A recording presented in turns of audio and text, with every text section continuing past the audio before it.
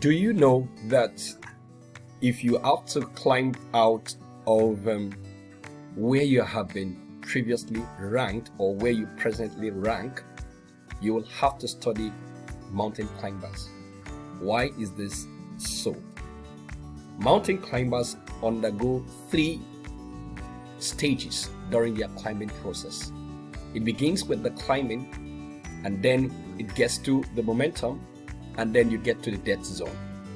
Now, why is this study relevant to you? There is the probability that you are a first class or first world potential that is held back in a third world mindset. Now, the simple truth is this, that the first world is not any different from the third world. It is simply because the edge of the first world over the third world is the fact that they have people-oriented leadership with clarity of purpose. And secondly, is that they value education and merit, skill, and the evolution of technology. They take advantage of that. And besides that, they have growth and value-driven policies. This has created an ecosystem that allows the potentials to manifest. So it's possible that you are first class, but you are trapped in a third class mindset, third world mindset, right? And if you're trapped, it simply means that you must understand what makes ranking functional, what makes ranking valid, or what will make you to rank as either first class or first world or third world is the fact that there are 2 things. You have functional value and you have behavioral influence. When we talk about functional value, we are talking about the fact that your substance or your abilities and your capacity and your skill can actually execute what the marketplace or what the customer needs. And your behavioral influence is the fact that the impact and the influence of what you supply goes beyond the point of contact. That is, it has referential effect, right? Somebody can as well talk about this particular video to another person. That's the behavioral influence. So if you are a person, if you're a skilled person who is able to add value to its team, at the same time can create ripple effects within the team that transcends beyond the activities of the team, then you become a global fit.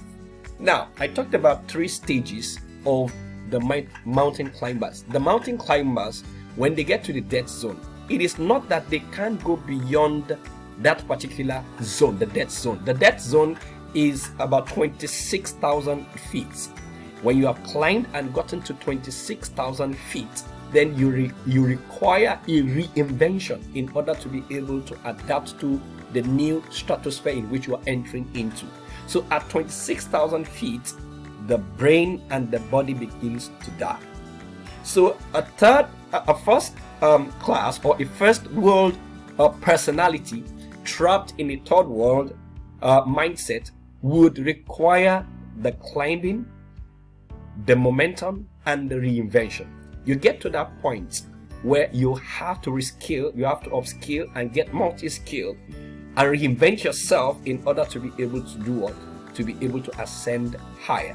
So you are not different. Studies show that the brain has no gender. The brain has no race. It is simply how it has been nurtured. Nature needs to be nurtured if it must attain its ranking value. So where are you and who are you to your team, to the marketplace, to your circle of influence?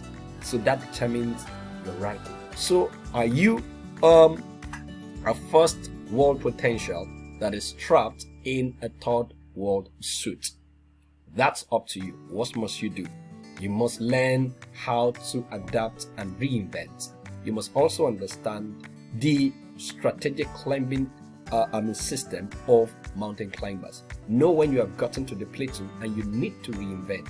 Whenever your learning stops, there's a need for you to disrupt yourself and then accelerate and ascend higher than where you have been. It's not different in business. It doesn't matter if you are business minded or you're corporate minded or you're just a patriotic nationalist, it does not really matter. But once you understand these fundamentals, you can understand that being in the third world suit does not invalidate your first world potential.